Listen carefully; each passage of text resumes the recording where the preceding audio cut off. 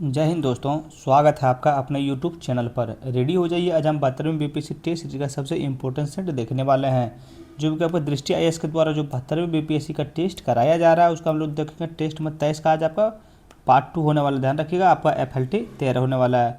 Part 2 यानी कि 75 number प्रश्न से लेकर 150 नंबर प्रश्न आपका कंप्लीट कराया जाएगा विद व्याख्या के साथ में। पार्ट 1 आपका हो चुका है, अगर पार्ट 1 नहीं देखें तो वो पार्ट 1 भी आप लोग देख लीजिएगा। और एग्जाम में मात्र आपका 10 दिन बचा हुआ भी है। पूरा वीडियो को ध्यान से देखिएगा और अच्छा से देखिएगा और लास्ट तक देखिएगा। अब वीडियो को 1.15x पे देखिएगा, थोड़ा सा ज़्यादा बढ़िया रहेगा। चलिए बिना कोई देर किए हुए चलते हैं सीधा प्रश्न नंबर 76 की ओर। चलिए यहाँ से स्टार्ट करते हैं प्रश्न नंबर 76 से। अगर आप लोग नए हैं भी, अगर अभी तक आप लोग चैनल को सब्सक्राइब नहीं किए हैं तो प्लीज़ आपसे हाथ जोड़ कर निवेदन कर रहे हैं, वीडियो स्टार्ट करने से पहले आप लोग चैनल को सब्सक्राइब कर लीजिए और चैनल के साथ में जुड़े रहिए। और हाँ, इसके रिलेटेड आप लोग को अगर कोई बुक चाहिए होगा तो डिस्क्रिप्शन में आपका बुक्स है, बुक ऑनलाइन कर लीजिएगा और एक बार वो सेट लगा लीजिएगा। कोई भी बुक का, यानी कि 10 को बुक हम डिस्क्रिप्शन बॉक्स में दे दिए हैं, वहाँ सब लोग एक बुक ऑनलाइन कर लीजिएगा। देखिए, बिहार आर्थिक सर्वेक्षण 2025-26 के अनुसार जलवायु अनुकूल कृषि कार्यक्रम के तहत बिहार के कितने जिलों का चयन किया गया था।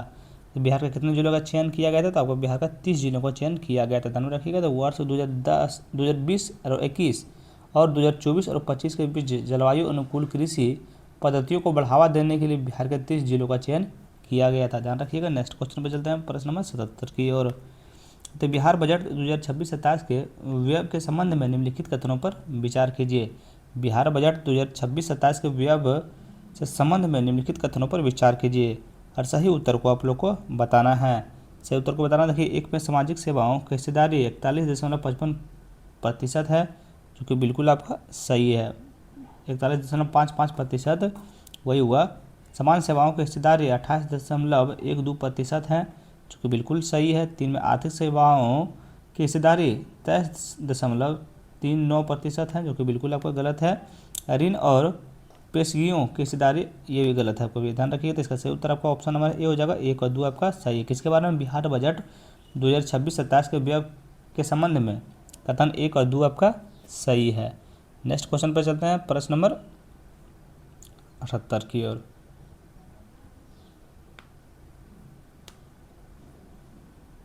बताइएगा 78 नंबर प्रश्न, भारत सरकार की हाल ही में विस्तारित रिलीफ योजना का मुख्य उद्देश्य निम्नलिखित में से क्या है। बताइए, भारत सरकार की हाल ही में विस्तारित रिलीफ योजना का मुख्य उद्देश्य निम्नलिखित में से क्या है। तो निम्नलिखित में से क्या है, तो निम्नलिखित में से पश्चिम एशिया में समुद्री रसद व्यवधानों का सामना कर रहे भारतीय निर्यातकों की सहायता करना। ध्यान रखिएगा। तो ऑप्शन नंबर सी आपका सही उत्तर होगा। पश्चिम एशिया में समुद्री रसद व्यवधानों का सामना कर रहे भारतीय निर्यातकों की सहायता करना। ध्यान रखिएगा। ऑप्शन नंबर सी आपका सही उत्तर हो जाएगा। नेक्स्ट क्वेश्चन पर चलते हैं, प्रश्न नंबर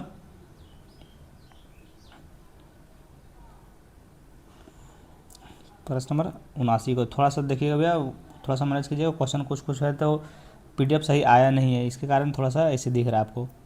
केंद्रीय कृषि और किसान कल्याण मंत्रालय ने हाल ही में निम्नलिखित में से किस क्षेत्र के लिए बनाना क्लस्टर यानी कि केला समूह के पहल के तहत 200 करोड़ की बुनियादी ढांचा विकसित परियोजना को मंजूरी दी है।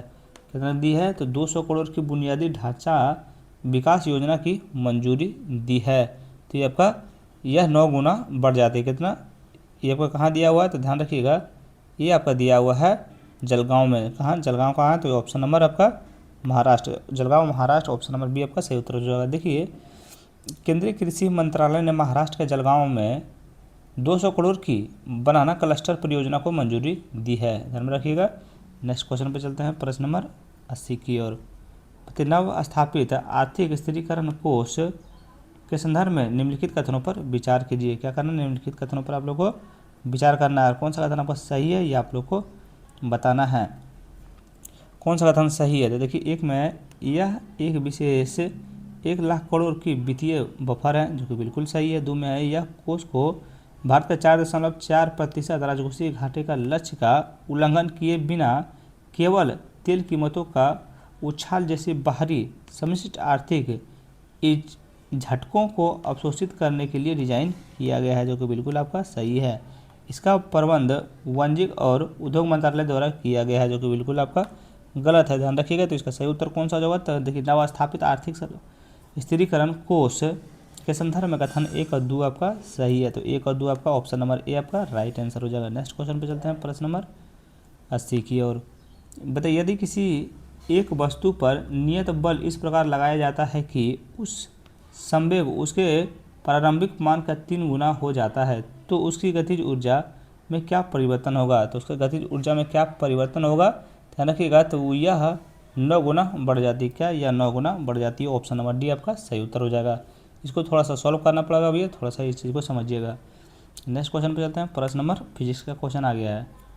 विद्युत चुम्बकीय तरंगों को उनके तरंगदैर्घ्य के आवृत्ति द्वारा वर्गीकृत किया जाता है। निम्नलिखित में से कौन सा मुख्य तरंगे रूप से आणविक अनुवाद के कारण ऊष्मीय प्रभाव उत्पन्न करने के लिए जिम्मेदार है? बताइएगा, इसका सही उत्तर कौन सा हो? तो इसका उत्तर हो जाएगा अवरक्त तरंगे। कहाँ अवरक्त तरंगे? तो ऑप्शन नंबर आपका बी बिल्कुल सही उत्तर हो जाएगा। वीडियो को भैया 1.15x पे देखिएगा, पहले बता रहे भैया, वीडियो का स्पीड तुरंत बढ़ा लीजिएगा। चलिए नेक्स्ट क्वेश्चन पे चलते हैं, प्रश्न नंबर 83 की ओर।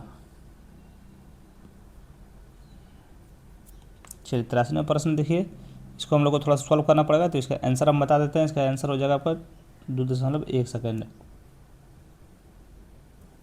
84 में प्रश्न बताइए, पृष्ठ तनाव और ऊष्मा विकिरण के संबंध में निम्नलिखित कथनों पर विचार कीजिए। अभी तक चैनल को सब्सक्राइब नहीं किया भैया, तो प्लीज़ आपसे रिक्वेस्ट कर भैया, हाथ जोड़ते हैं कि प्लीज़ चैनल को सब्सक्राइब कर लीजिए, कर दीजिए भैया। अपने भाई को थोड़ा सा तो सपोर्ट दिखाइए। पृष्ठ तनाव और ऊष्मा विकिरण के संबंध में निम्नलिखित कथनों पर विचार कीजिए। और कौन सा कथन आपका सही है ये आप लोग को बताना है।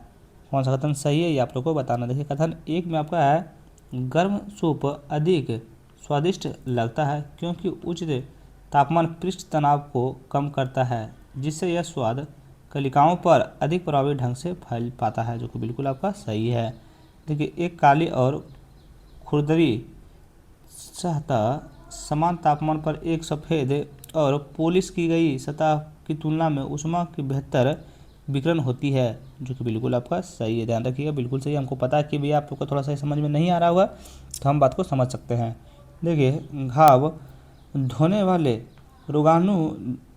रोगाणुरोधक इस प्रकार तैयार किए जाते हैं कि उनका पृष्ठ तनाव पानी की तुलना में अधिक हो, जो कि बिल्कुल आपका गलत है। ध्यान में रखिएगा। क्या पृष्ठ तनाव और ऊष्मा विकिरण के संबंध में कौन सा कथन आपका सही था ये आप लोग को बताना था। तो कथन 1 और 2 आपका सही है, याद रखिएगा। तो ऑप्शन नंबर ए आपका सही उत्तर जो। ठीक है भैया, चलते हैं प्रश्न नंबर 85 की ओर। बताइए, प्रकाश के गुणों और प्रकाशीय दर्पण के बारे में निम्नलिखित कथनों का विश्लेषण कीजिए। प्रकाश के गुणों और प्रकाशीय दर्पण के बारे में निम्नलिखित कथनों का विश्लेषण कीजिए। और कौन सा कथन आपका गलत है ये आप लोग को बताना है। कौन सा कथन गलत है ये आप लोग को बताना है। देखिए, कथन 1 में, एक समतल दर्पण हमेशा वस्तु का समान आकार का आभासी और सीधा प्रतिबिंब बनाता है। क्या सही है? तो बिल्कुल आपका गलत है। ध्यान रखिएगा, प्रकाश का स्पष्ट सरल रेखीय संचरण मुख्य रूप से इसके अत्यधिक सूक्ष्म तरंगदैर्घ्य के कारण होता है, जो कि बिल्कुल आपका गलत है। क्योंकि समतल दर्पण में दर्पण की वस्तु दूरी हमेशा प्रतिबिंब की दूरी से अधिक होती है, जो कि बिल्कुल आपका सही है। ध्यान रखिएगा। तो ऑप्शन नंबर पर बी आपका राइट आंसर हो जाएगा। किसका? और प्रकाश के गुणों और प्रकाशीय दर्पण के संदर्भ में निम्नलिखित कथनों पर विचार कीजिए। तो कथन 3 आपको बिल्कुल सही है, याद कर लीजिए। ठीक है भैया, चलते हैं प्रश्न नंबर 86 की ओर। तो ठोस पदार्थों का तापमान बढ़ाने पर उसके कणों की गतिज ऊर्जा क्या होती है? घटती है, बढ़ती है, या फिर क्या होती है? ये आपका बढ़ती है। ध्यान रखिएगा। तो ऑप्शन नंबर ए आपका ऑप्शन नंबर सी आपका सही उत्तर हो जाएगा। क्या होती है? बढ़ती है, बढ़ती है, याद रखिएगा। चलिए, इसको भैया थोड़ा सा सॉल्व करना पड़ेगा, तो उतना देखिए यहाँ पे नहीं हो पाएगा। तो इसका सही उत्तर कौन सा बता देते हैं। इसका सही उत्तर आपका ऑप्शन नंबर डी हो जाएगा। चलिए 88 नंबर प्रश्न बताइए। अभी कथन 1 है, कारण आर है। ये सूर्य पर स्वर, अभी कथन 1 में क्या बोला? सूर्य पर सौर ज्वालाओं की विस्फोटक आवाज़ें पृथ्वी तक सुनी जा सकती है। क्या अभी कथन 1 आपका सही है? तो अभी कथन 1 जो है आपका बिल्कुल सत्य है। कारण आर में ध्वनि तरंगें अनुदैर्ध्य तरंग होती हैं जिसे संरचना के लिए एक भौतिक माध्यम की आवश्यकता होती है और अंतरिक्ष एक निर्वात है, जो कि बिल्कुल आपका सही है। ध्यान रखिएगा। देखिए कथन ए और आर दोनों आपका सही है और आर जो है ए की आपका सही व्याख्या भी करता है, इसलिए ऑप्शन नंबर ए आपका राइट आंसर हो जाएगा। नेक्स्ट क्वेश्चन पे चलते हैं, प्रश्न नंबर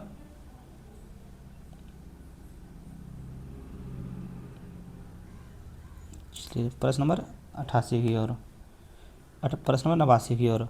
बताइएगा। देखिए सूची 1 में क्या है, उपकरण दिया हुआ है। सूची 2 में क्या क्या दिया हुआ है, विशेषताएं दिया हुआ है। हम लोग को क्या करना है, मिलान करना है।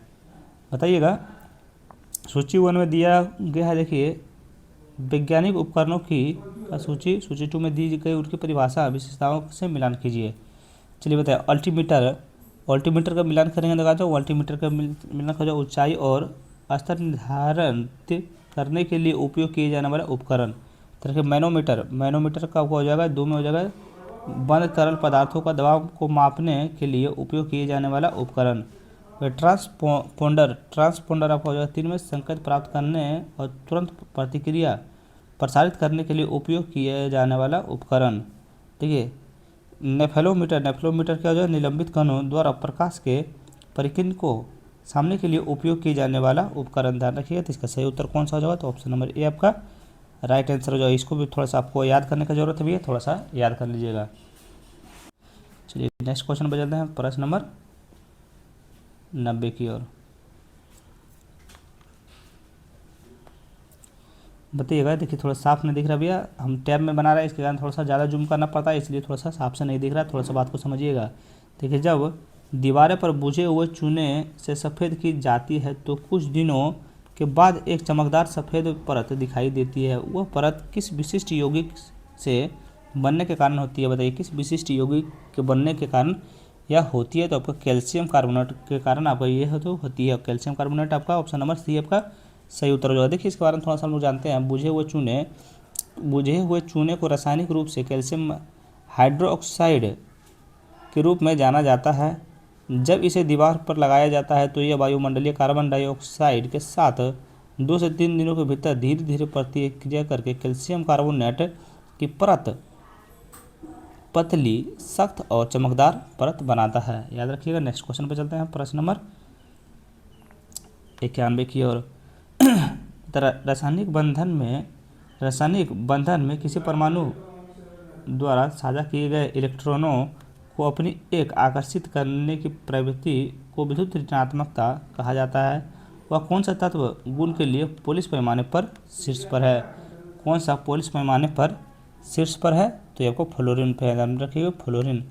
देखिए फ्लोरीन आवर्त सारणी में सबसे अधिक ऋणात्मक तत्व है, जिसे पोलिश पैमाने पर 4.0 का अधिकतम मान दिया गया है। इसकी छोटी परमाणु त्रिज्या और उच्च प्रभावी नाभिकीय आवेश इसे रासायनिक बंध में साझा इलेक्ट्रॉन युग्मों को और खींचने की सबसे मजबूत प्राप्ति प्रदान करते हैं। ध्यान रखिएगा। चलिए नेक्स्ट क्वेश्चन में चलते हैं, प्रश्न नंबर 92 की ओर। चलिए नेक्स्ट क्वेश्चन पर चलते हैं, प्रश्न नंबर 92 की ओर। बताइए प्रश्न नंबर 92 देखिए आपको क्या बोल रहा है। देखिए पिच ब्लेंड व्यावसायिक रूप से निम्नलिखित में से किस तत्व का निष्कर्षण के लिए महत्वपूर्ण है। बताइएगा। पिच ब्लेंड व्यावसायिक रूप से निम्नलिखित में से किस तत्व निष्कर्षण के लिए महत्वपूर्ण है। किसके लिए महत्वपूर्ण है, तो आपको यूरेनियम के लिए महत्वपूर्ण है। ध्यान रखिएगा। तो ऑप्शन नंबर बी आपका बिल्कुल सही उत्तर हो जाएगा। देखिए पिच ब्लेंड, जिसे यूरेनिनाइट भी कहा जाता है। पिच ब्लेंड को आपका क्या कहा जाता है, यूरेनिनाइट भी कहा जाता है। यह एक अत्यधिक रेडियोधर्मी यूरेनियम समृद्ध खनिज और अयस्क है। याद रखिएगा। नेक्स्ट क्वेश्चन पे चलते हैं, प्रश्न नंबर 93 की ओर। निम्नलिखित में कौन सा सामान्य रासायनिक यौगिक उसके रासायनिक सूत्र के साथ गलत सुमेलित है। कौन सा आपका गलत सुमेलित है, ध्यान रखिएगा। तो ये देखिए आपका बहुत इजी क्वेश्चन है। ये आपका देखिए ए में आपका विरंजक पूर्ण यानी ब्लीचिंग पाउडर CaOCl2 ये तो बिल्कुल सही है। सोडा Na2CO3 बिल्कुल सही है। प्लास्टर ऑफ पेरिस CaSO4 ये आपका बिल्कुल सही सुमेलित नहीं है। ब्लीचिंग पाउडर का NaHCO3 बिल्कुल आपका सही है। इसमें को बोल रहे समान रासायनिक यौगिक उसके रासायनिक सूत्र के साथ गलत सुमेलित हैं, तो ऑप्शन नंबर सी जो है सबका गलत सुमेलित हैं। ध्यान रखिएगा।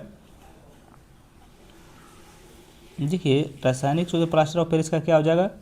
देखिए प्लास्टर ऑफ पेरिस का हो जाएगा CaSO4 इंटू H2O हो जाएगा। H2 को आप हटा दीजिएगा तो H2O, देखिए थोड़ा सा यहाँ मिटा देते हैं, एक सेकंड रुक जाइए।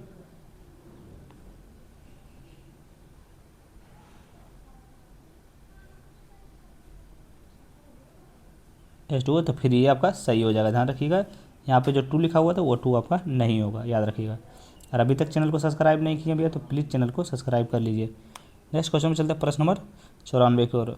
बताइए विद्युत बल्ब में निम्नलिखित में से कौन सा गैस भरी जाती है। विद्युत बल्ब में कौन सी गैस भरी जाती है, तो विद्युत बल्ब में निष्क्रिय अर्गन और नाइट्रोजन भरी जाती है। ध्यान रखिएगा, निष्क्रिय अर्गन और नाइट्रोजन गैस भरी जाती है। ध्यान रखिएगा। नेक्स्ट क्वेश्चन पर चलते हैं प्रश्न नंबर 95 की ओर। निम्नलिखित में से कौन सा पदार्थ प्राकृतिक चुंबकीय होता है। बताइए निम्नलिखित में से कौन सा पदार्थ प्रकृति में प्रतिचुंबकीय होता है। कौन सा होता है, ये आपका पानी होता है। ध्यान में रखिएगा। देखिए पानी H2O, पानी के अणुओं में सभी इलेक्ट्रॉन युग्मित होते हैं, जिसका कोई शुद्ध अयुग्मित इलेक्ट्रॉन स्पिन नहीं बचता है।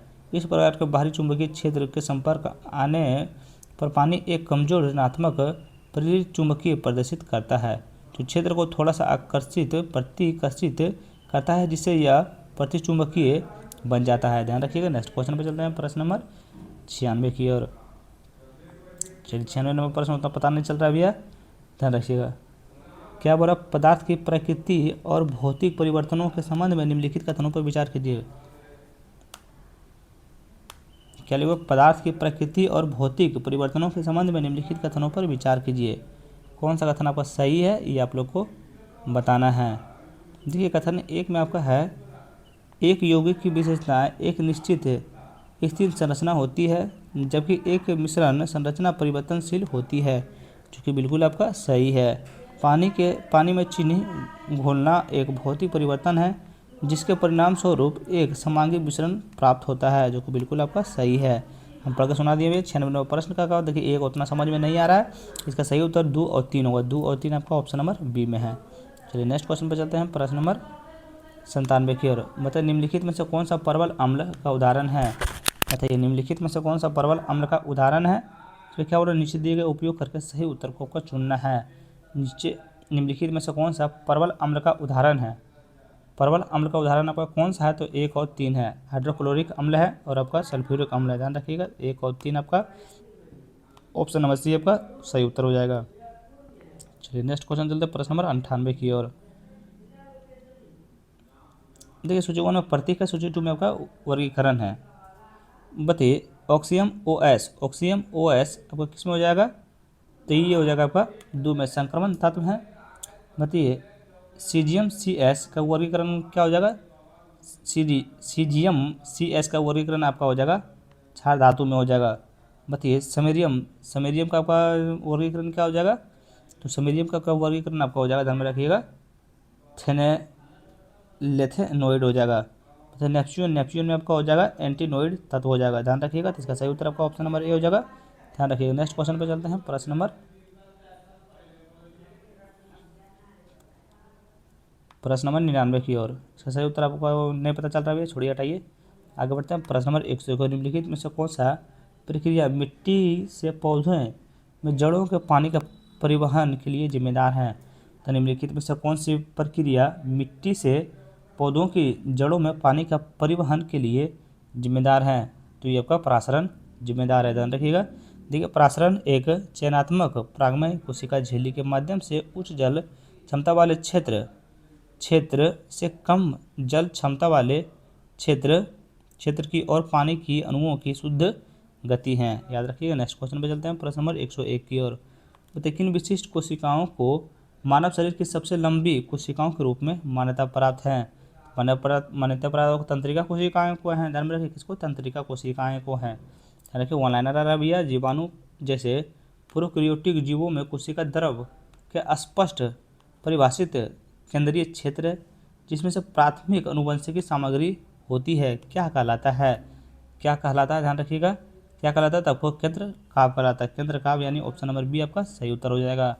नेक्स्ट क्वेश्चन पर आते हैं प्रश्न नंबर 103 की ओर। माफ कीजिएगा, इसका सोल्यूशन इतना मतलब कि धुंधला दिख रहा है ना कि पता नहीं चल रहा है एकदम से। मानव रोगों और प्रतिरक्षा विज्ञान के संबंध में निम्नलिखित कथनों पर विचार कीजिए। कौन सा कथन आपका सही है ये आप लोग को बताना। देखिए कथन एक में रेबीज और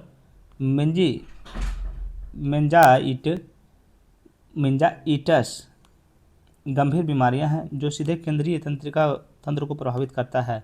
क्या कथन एक आपका सही है? तो कथन एक आपका बिल्कुल सही है। कथन दो में है टीके सक्रिय शरीर को ठीक करने के लिए तुरंत पहले, बिल्कुल आपका गलत है। देखिए एंटीजन आमतौर पर भारी प्रोटीन होते हैं जो शरीर की प्रतिरक्षा प्रणाली रक्षा तंत्र शुरू करने की प्रेरित करते हैं, जो कि बिल्कुल आपका सही है। मानव रोगों के क्या प्रतिरक्षा विज्ञान के संबंध में निम्नलिखित में से कौन सा कथन सही है? तो एक और तीन आपका सही, तो एक या तीन ऑप्शन नंबर आपका बी में है। ध्यान रखिए ऑप्शन नंबर आपका बी में है। नेक्स्ट क्वेश्चन पे चलते हैं प्रश्न नंबर 104 की ओर। सूची 1 में आपका विटामिन, सूची 2 में आपका रोग है। ध्यान रखिए सूची 1 में विटामिन और सूची 2 में आपका रोग है। चलिए मिलान करते हैं। विटामिन सी कौन सा रोग से आपका क्या होता है? तो ये आपका होता है स्कर्वी रोग होता है विटामिन सी की कमी से। विटामिन डी की कमी से कौन सा रोग होता है? विटामिन डी की कमी से आपका रिकेट्स यानी कि सूखा रोग होता है। विटामिन B7 से आपको कौन सा रोग होता है? तो विटामिन तो आपका हो जाता है बालों का झड़ना हो जाता है। तो विटामिन B3 का आपको कौन सा हो जाएगा? पेलाग्रा हो जाता है। ध्यान रखिए तो ऑप्शन नंबर ए आपका सही उत्तर हो जाएगा। आपको इस थोड़ा सा याद कर लेना है। नेक्स्ट क्वेश्चन पे चलते हैं प्रश्न नंबर 105 की ओर। बताइए कीटनाशक वर्ग है और रासायनिक यौगिक है। बताइए कीटनाशक इनका मिलान कीजिए तो आपको जो है एल्युमिनियम फास्फोट। बताइए कवकनाशी आपका हो जाएगा, ध्यान में रखिएगा बोडो मिश्रण। ठीक है शकनाशी आपका किस में हो जाएगा? तो रासायनिक यौगिक क्या होगा? शकनाशी का आपका हो जाएगा देखिए बेंजीप्राम। बताइए उसके बाद होगा कृतंगनाशी आपका हो जाएगा एल्युमिनियम फास्फोइड। ध्यान रखिएगा तो ऑप्शन नंबर सी आपका सही उत्तर हो जाएगा, याद कर लीजिएगा। नेक्स्ट क्वेश्चन पे चलते हैं प्रश्न नंबर 106 की ओर। निम्नलिखित में से कौन सा रोग प्रोटोजोआ के कारण होता है? निम्नलिखित में से कौन सा रोग प्रोटोजोआ के कारण होता है? प्रोटोजोआ के कारण आपका कौन सा रोग होता है? तो आपका होता है देखिए अतिसार होता है, ध्यान रखिएगा, कालाजार होता है और आपका मलेरिया का होता है। ध्यान में रखिएगा तो एक और तीन आपका सही हो जाएगा। ऑप्शन नंबर बी आपका सही उत्तर हो जाएगा। नेक्स्ट क्वेश्चन पे चलते हैं प्रश्न नंबर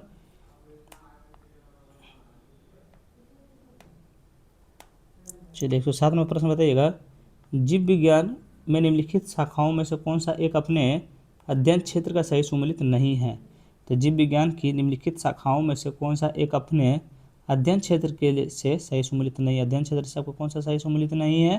तो आपको ध्यान में रखिए कौन सा सही सुमेलित नहीं है। देखिए इसका सही उत्तर हो जाएगा जेरेंटोलॉजी, सपनों का अध्ययन, ये आपका सही सुमेलित नहीं है। बाकी आपका ए इसका सही उत्तर हो जाएगा। ऑप्शन नंबर सी आपका सुमेलित नहीं है। यहाँ पूछ रहा सुमेलित नहीं है तो ऑप्शन नंबर सी सुमेलित नहीं है। बाकी ए बी और डी आपका सही है, आप लोग याद कर लीजिएगा। नेक्स्ट क्वेश्चन पे चलते हैं प्रश्न नंबर 108 की ओर। बताइएगा संतृप्त वसा क्या लिखा हुआ है यार? संतृप्त वसा के रंबित निम्नलिखित में से कौन सा कथन सही नहीं है? ध्यान रखिएगा यहाँ संबंध, अच्छा संतृप्त वसा के संबंध में निम्नलिखित में से कौन सा कथन आपका सही नहीं है? बताइएगा कौन सा कथन आपका सही नहीं है। तो देखिएगा कौन सा कथन सही नहीं है। तो कथन एक में आपका संतृप्त वसा आमतौर पर कमजोर तापमान पर तरल होती है, जो कि बिल्कुल आपका गलत है। बाकी संतृप्त वसा खाने पकाने के लिए आदर्श होती है क्योंकि इसमें ताप सहन करने की प्राकृतिक क्षमता होती है, बिल्कुल आपका सही है। समान उदाहरण मक्खन के नारियल का तेल है, जो बिल्कुल सही है, ध्यान रखिएगा। चलिए नेक्स्ट क्वेश्चन पे चलते हैं प्रश्न नंबर 109 की ओर। बताइए सूची 1 में एंजाइम है, सूची 2 में आपका कार्य होता है। लाइपेज का आपका क्या कार्य है? बताइए लाइपेज का कार्य आपका क्या है? तो आपका वसा को फैटी एसिड ग्लिसरॉल में रासायनिक रूप से पचाने के लिए जिम्मेदार हैं, ध्यान में रखिएगा।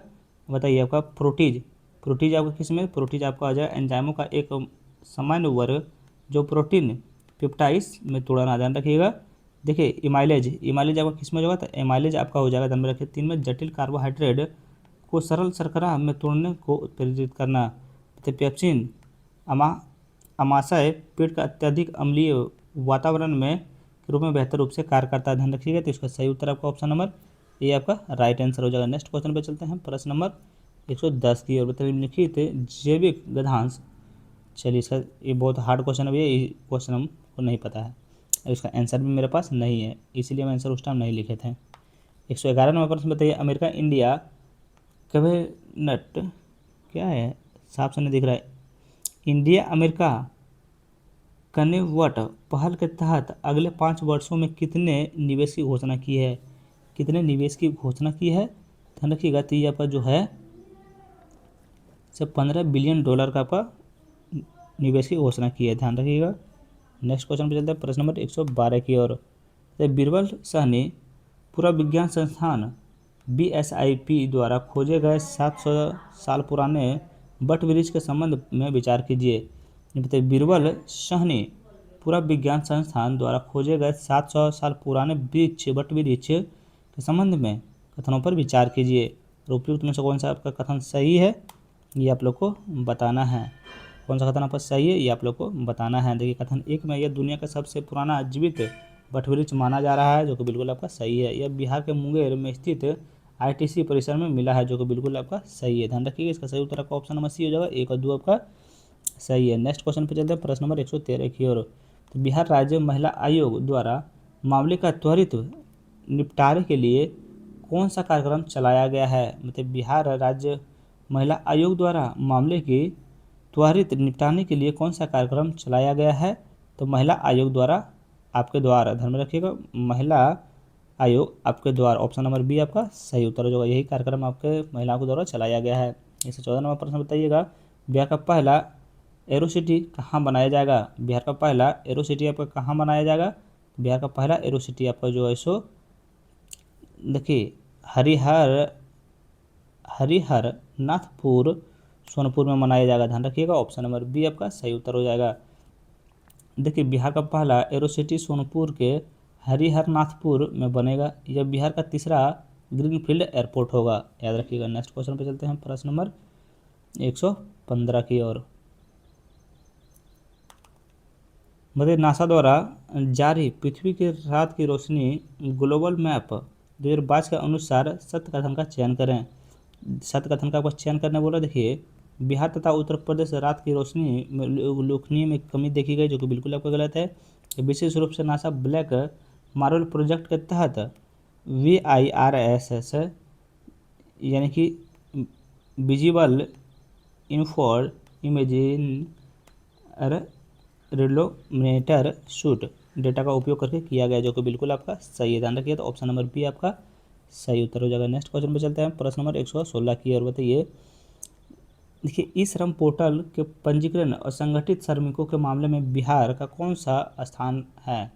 बताइए, ई श्रम पोर्टल पर पंजीकृत और संगठित श्रमिकों के मामले में बिहार का देश में कौन सा स्थान है? तो ये आपका दूसरा स्थान है, ध्यान रखिएगा। नेक्स्ट क्वेश्चन पे चलते हैं, प्रश्न नंबर 117 की ओर। तो सफाई मित्र सुरक्षा रैंकिंग 2024-25 के संदर्भ में निम्नलिखित कथनों पर विचार कीजिए। बताइए कि कौन सा कथन आपका सही है। कथन 1 में इसका रैंकिंग पटना को 15वां स्थान प्राप्त हुआ है, जो कि बिल्कुल सही है। रैंकिंग में कुल 65 शहरों को शामिल किया गया था, जो कि बिल्कुल सही है।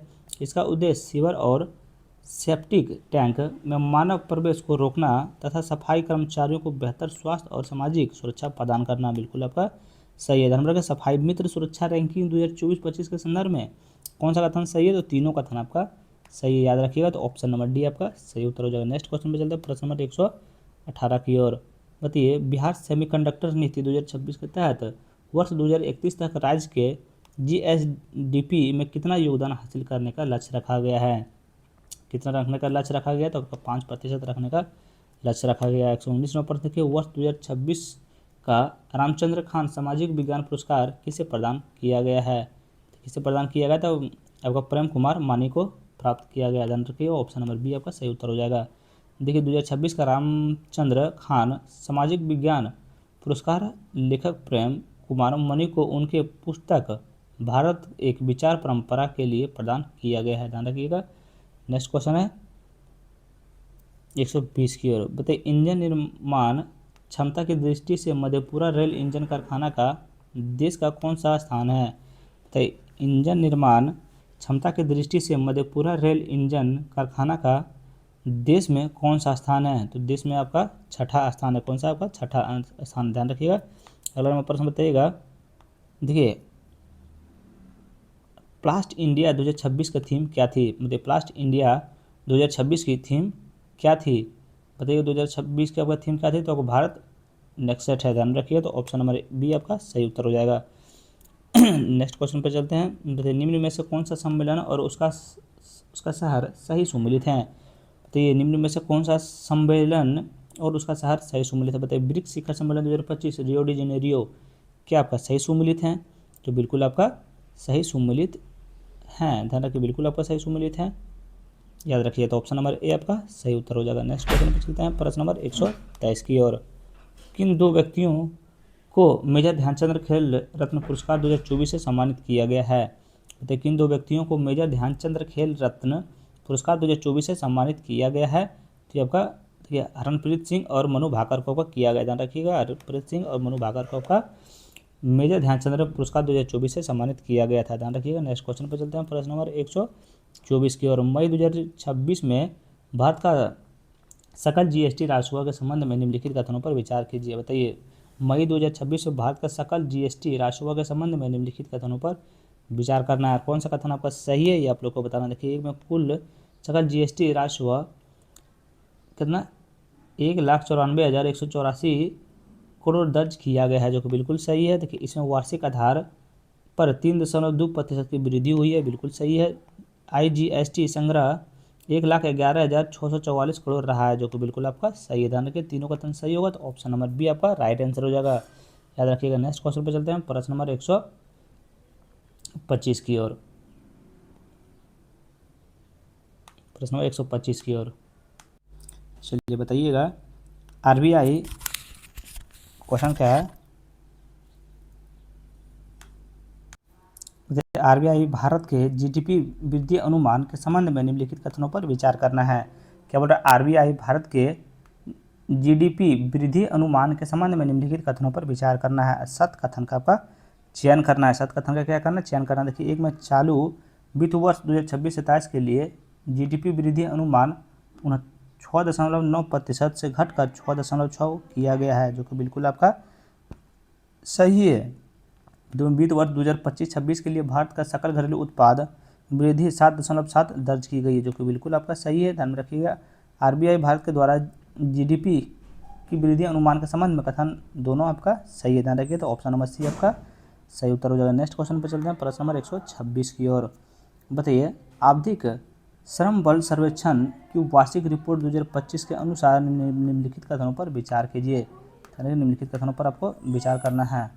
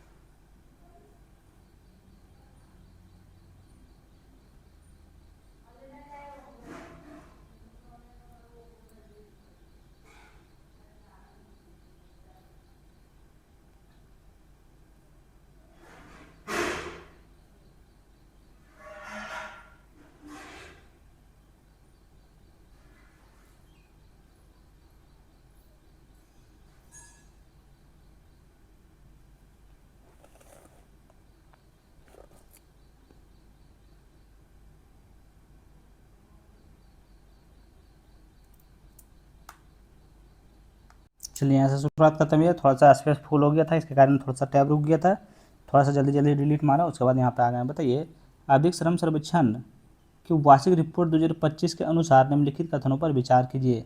बताइए कि कौन सा कथन आपका सही है, कौन सा कथन आपका सही है, ये आप लोग को बताना। देखिए कथन एक में आपका है 15 वर्ष एवं उसके अधिक आयु के व्यक्तियों के लिए कुल LFPR 59.3 रहा है, जो कि बिल्कुल आपका सही है। दूसरे का पुरुष है LFPR 79.1% रहा है, जो कि बिल्कुल आपका सही है। 3 आपका और 4 आपका गलत है, ध्यान रखिएगा। इसका सही उत्तर ऑप्शन नंबर ए हो जाएगा, ध्यान रखिएगा। 1 और 2 आपका सही है। नेक्स्ट क्वेश्चन पे चलते हैं, प्रश्न नंबर 127 की। आरबीआई पेमेंट्स विजन 2028 के दस्तावेज का अनावरण किस नाम से किया गया है।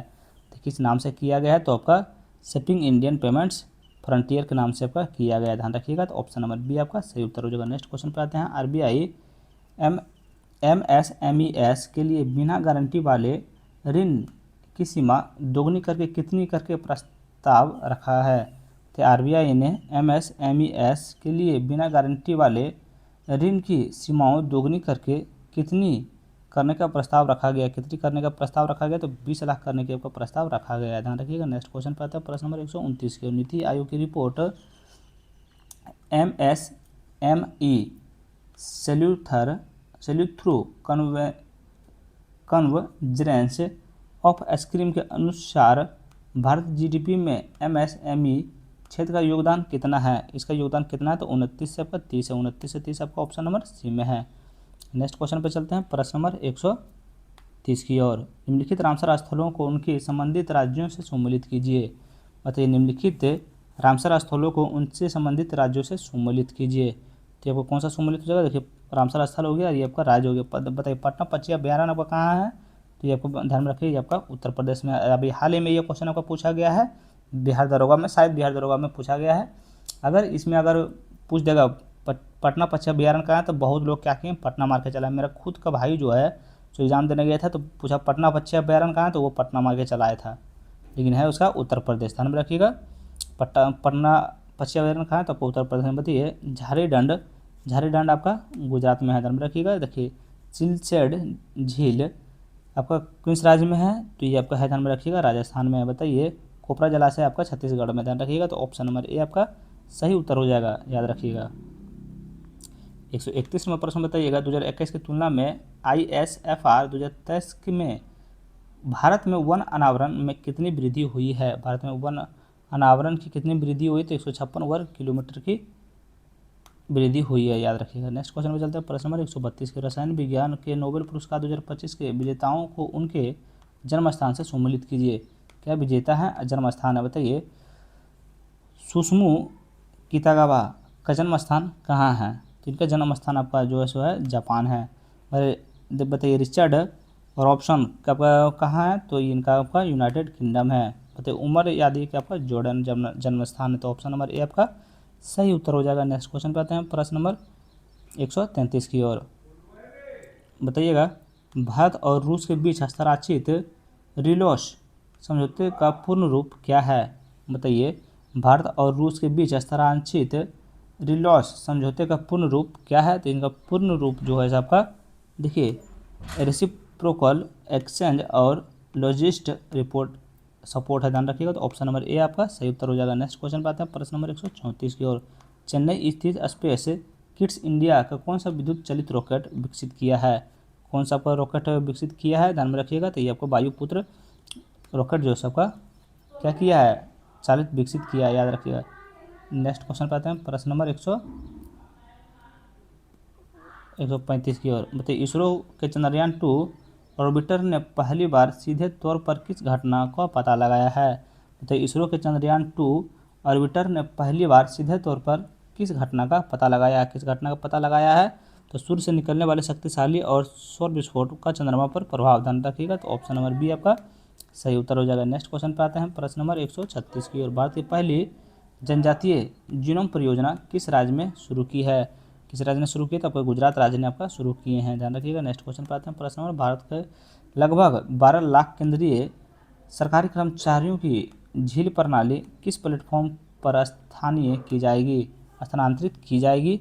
तो ये आपका जुहू में की जाएगी, ध्यान रखिएगा। तो ऑप्शन नंबर सी आपका सही उत्तर हो जाएगा। नेक्स्ट क्वेश्चन पे आते हैं भारत के राजनीतिक तेल भंडारों के संदर्भ में निम्नलिखित युगों पर मिलान कीजिए।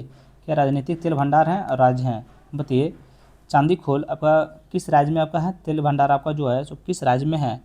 तो ये जो है सो आपका उड़ीसा में है, ध्यान रखिएगा। देखिए बीकानेर आपका किस में है? तो बीकानेर आप सबको पता होगा बीकानेर आपका कहाँ है? तो बीकानेर आपका राजस्थान में है। बताइए राजकोट आपका तेल भंडार आपका कहाँ है? तो राजकोट आपका तेल भंडार जो हो सका आपका हो जाएगा गुजरात में है। बताइए पादुर आपका हो जाएगा कर्नाटक में। पादुर आपका कहाँ है? तो ये आपका कर्नाटक में है, इसीलिए इसका सही उत्तर आपका option number A right answer हो जाएगा, याद कर लीजिएगा उस क्वेश्चन को। 139 नंबर प्रश्न तजाकिस्तान में स्थित भारत के मध्य एशिया एकमात्र पूर्ण विकसित विदेशी सैन्य एयरबेस जिसे हाल में भारत द्वारा पूर्णतः खाली किए जाने की खबर सामने आई है, इसका नाम क्या है? तो इसका नाम क्या है? तो इसका नाम आपका आइनी एक्सप्रेसवे है, ध्यान में रखिए एयरबेस है। एक सेकंड ये नहीं होगा, ऑप्शन नंबर बी हो जाएगा, आइनी एयरबेस है, याद रखिएगा। चलिए आगे बढ़ते हैं 140 की ओर। बताइए भारत का प्रथम स्वदेशी एआई संचालित ड्रोन का नाम क्या है। बताइए भारत का पहले स्वदेशी एआई संचालित ऑटोनोमस कॉम्बैट ड्रोन का नाम क्या है। तो इनका ड्रोन का नाम आपका क्या है, तो इनका ड्रोन का नाम आपका काल भैरव है। कौन सा है, तो काल भैरव, ऑप्शन नंबर बी आपका सही उत्तर हो जाएगा। चलिए यहाँ से मैथ है भैया, मैथ को आप लोगों को खुद सॉल्व करना है, हम आंसर बता देंगे। 144 141 का सही उत्तर आपका ऑप्शन नंबर डी हो जाएगा। 142 का आपका सही उत्तर कौन सा हो जाएगा, तो ऑप्शन नंबर ए हो जाएगा बहन। 143 का आपका सही उत्तर हो जाएगा ऑप्शन नंबर डी हो जाएगा। 144 का आपका सही उत्तर ऑप्शन नंबर बी हो जाएगा। 145 का आपका सही उत्तर कौन सा, 145 का आपका सही उत्तर ऑप्शन नंबर बताइए, ऑप्शन नंबर सी हो जाएगा। 145 का आपका 146 का सही उत्तर आपका ऑप्शन नंबर बी हो जाएगा। 147 का आपका सही उत्तर ऑप्शन नंबर सी हो जाएगा। 148 का आपका सही उत्तर कौन सा हो जाएगा, 148 का सही उत्तर आपका ऑप्शन नंबर बी हो जाएगा। 149 नंबर का प्रश्न का आपका ऑप्शन नंबर सी हो जाएगा। 150 नंबर प्रश्न का आपका सही उत्तर ऑप्शन नंबर बी हो जाएगा। ध्यान रखिएगा भैया, वीडियो हो गया समाप्त। अगर आप लोग को अच्छा लगा हो तो please like comment share and subscribe जरूर करें। Thank you so much, thanks for watching.